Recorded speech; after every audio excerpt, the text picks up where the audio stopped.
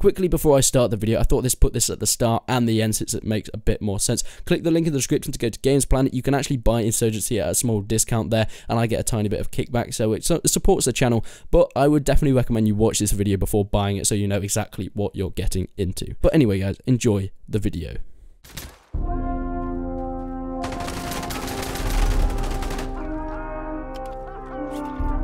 Hello guys, welcome back to another Should You Buy video. This is the series where I go over games and I talk a little bit about whether I think it's worth your money and what I think about it. It's basically a review series with a different name. Anyway, let's get straight into it. Today we're going to be reviewing Insurgency Sandstorm. Now this is based off the beta gameplay, what I played of it, not the full game yet, so there's some things that are subject to change in terms of polishing it, patching, and some content later down the line. Now if anyone's played an Insurgency game before, you might feel quite familiar with this one. Insurgency has always been a bit faster paced than most first-person shooters. It acts as a mix between a small-scale first-person shooter and a simulation like Arma, therefore making an extremely intense, hardcore first-person shooter for PC gaming, and my god was the first one incredible. It was on the Source engine and it ran so well, it was so accessible to so many people, so it became so successful throughout the first-person shooter PC market.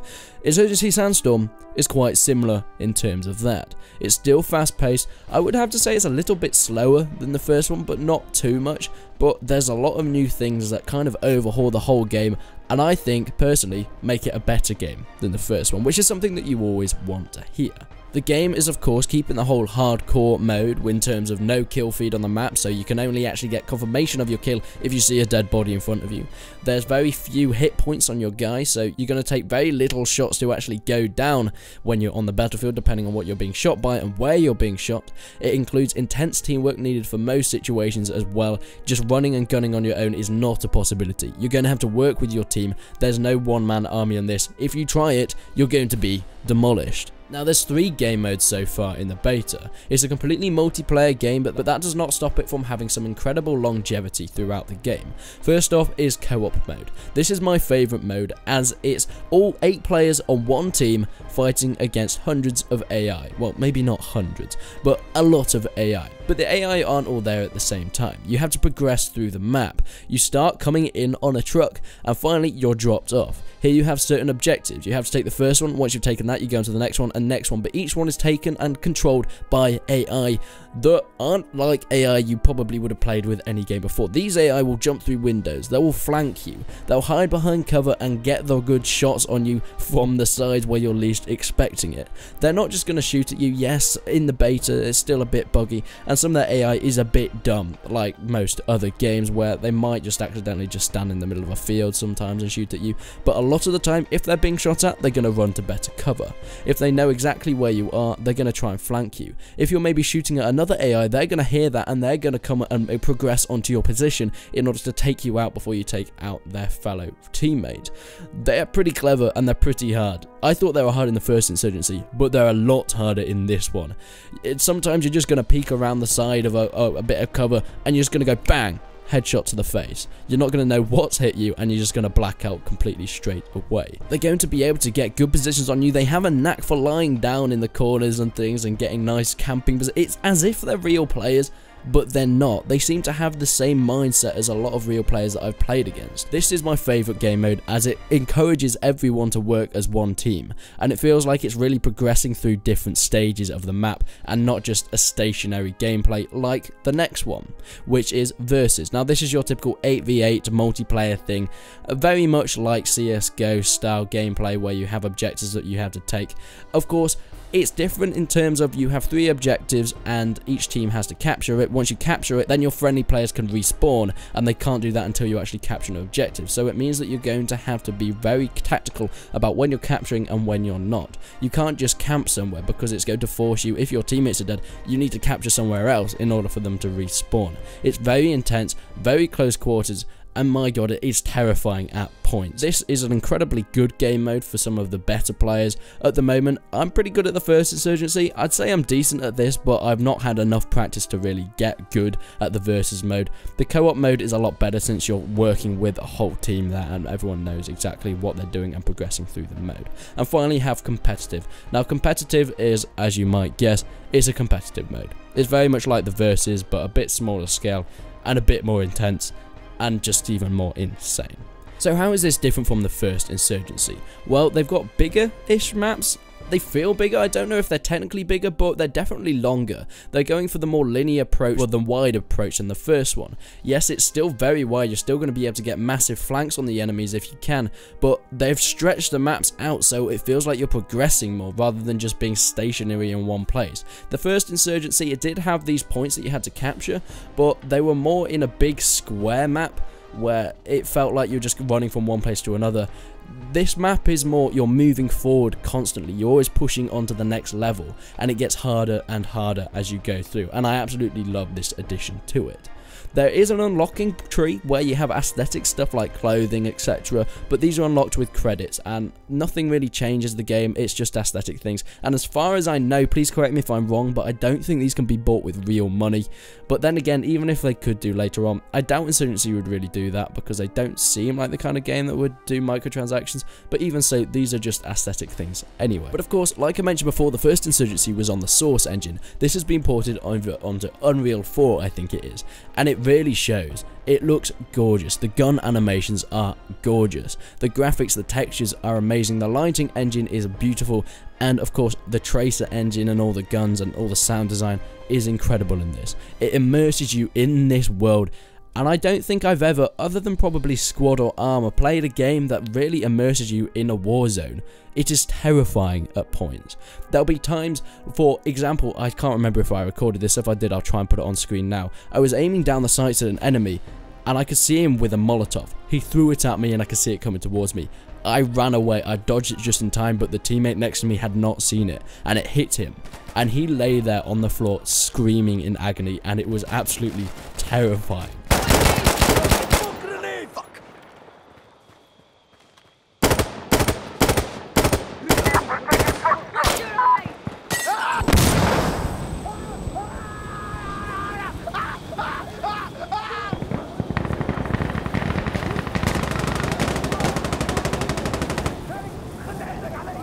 It really immerses you in it, especially when you've got these buzzards overhead, gunships shooting you down, you're having to crawl through the undergrowth or crawl behind buildings as you're being shot at. It feels like you need to keep your head down, you always feel things pinging past you, and you really feel like you're in a war zone, not just playing a game at this point.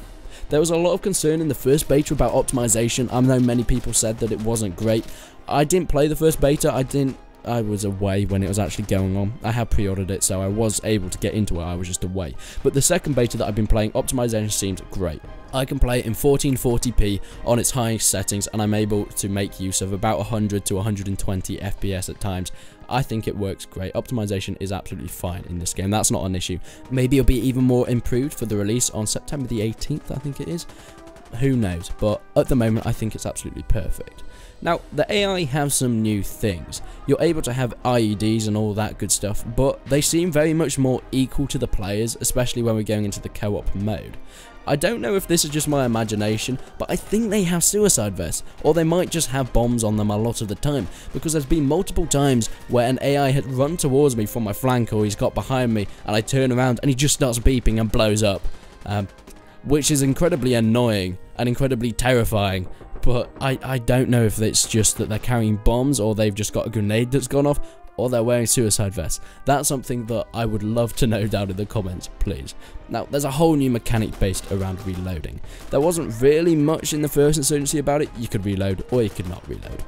As most games, I suspect. There wasn't an ammo counter in the first game. If you selected tracer rounds, though, the tracer rounds will fire more frequently towards the end of your magazine, so you could sort of tell by that, but mostly you'd have to predict it. In this one, there's more of a mechanic, and there's more of a decision-making and tactical decisions to not only your gameplay, but just the reloading itself. For example, you can do the normal reload. This, you get your full magazine, but it takes time. The magazine that you've just taken out of your gun, you put in your magazine pouches, so you keep it. But if you're in a tight situation, if you need to reload quicker, double tapping R will reload a lot quicker, but instead of taking the magazine out, putting it in your pouch, putting a new one in, you take it out, you throw it on the floor, and then you put a new one in. So you get a quicker reload, but at the same time, you're losing that magazine. So unless you've used it all up, you're pretty much wasting ammo there. So it's a tactical decision as well. Furthermore, there is ways now to check how many bullets you have in your gun. I think the tracer mechanic is still a thing, but also holding R will take some time, but you'll take your magazine out, you'll check how many bullets are left in, and you'll put it back in. Therefore, that's a more realistic way of doing it, and it will show you approximately how many bullets. There's a little bar in the side, it won't tell you exactly how many, so there's still sort of that questioning and tactical decision making when you're going to reload, but it's not like Call of Duty. You don't want to fire a couple of bullets and reload, because you're just going to be wasting ammo at that point. It's a very different game to that.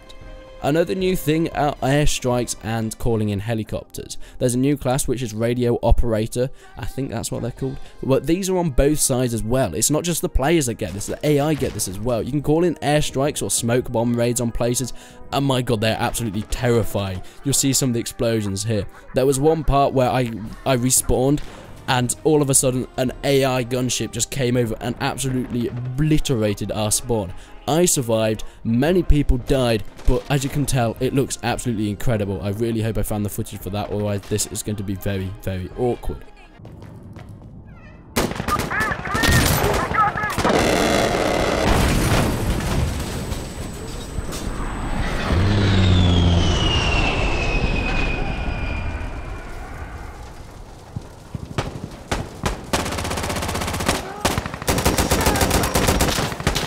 But just the whole experience of having machine gun helis coming in, you'll hear them coming over the mountain, and you'll have to run inside a building or hide, because they're going to absolutely obliterate you if you're caught out in the open. The same with smoke. The AI will use smoke in order to cover their advances as well. Furthermore, there's also drivable vehicles now. Now, it doesn't go as far as Battlefield and the sort, but you can get machine gun trucks, the famous Toyotas. I know they're awesome, but these are also used on both sides. I mean, I was chilling in a turret just getting driven by a guy, and then he backed up and I tried to get out because he was a bit of a bad driver, and suddenly I died, which I think might have been a bug, but then I realised that I jumped out into like a wall, and then he crushed me, and it turns out my arms had got completely ripped off, which is a bit awkward. But that also takes me on to Dismemberment. Yeah, if you get shot in the wrong place or you get blown up, your limbs are going to fall off. Your head can explode, your arms or your legs might fall off. It's brutal, but it looks awesome at the same time. Seeing someone next to you get hit by a grenade and their leg just fly off is absolutely awesome. Terrifying at the same time. This is something that the game does extremely well, as I think I've iterated many times. Now, it is a beta, so there are plenty of bugs in it. Most notifiably, some of the spawning bugs. Sometimes you'll spawn and there might be an enemy like just a few meters away, and he might shoot a few of your guys. He might have spawned behind you or something like that. Or some of the enemies spawn in big clumps, or as you can see in some of the footage, they might get caught on a window or caught on a door. But that's something that can be easily fixed with their pathing and of course hitboxes later on.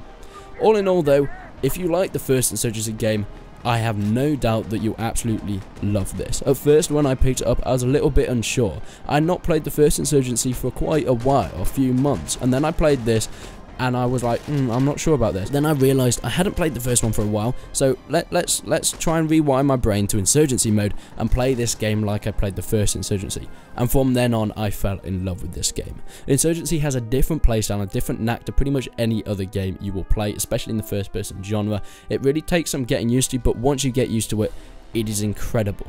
The immersion, the intensity of it is unlike no other first-person shooter I have ever played. It needs teamwork. You need to be able to work with other people and not just run off on your own. Otherwise, you're not going to quite get the experience you really want out of it. If you didn't like the first one though, or if you've never played an Insurgency before, this could be your chance to have a fresh start in the series. It's only £20. I think that's probably about $25 maybe. So it's not an expensive game. It's pretty cheap for games these days, so you might as well pick it up to have a look. But like I said at the beginning, click the link in the description to go to Games Planet and you can buy it there. You get a small discount. I think it's a 10% discount or 15% discount, and you'll get that discount, and also you'll be supporting my channel, so that'll be greatly appreciated if you want to pick up the game now. But thank you guys for watching. Tell me what you think of my review, tell me what you think of the game, and I would love to be able to see what your thoughts are on Insurgency Sandstorm. But thank you guys for watching, and until then, I will see you in the next one.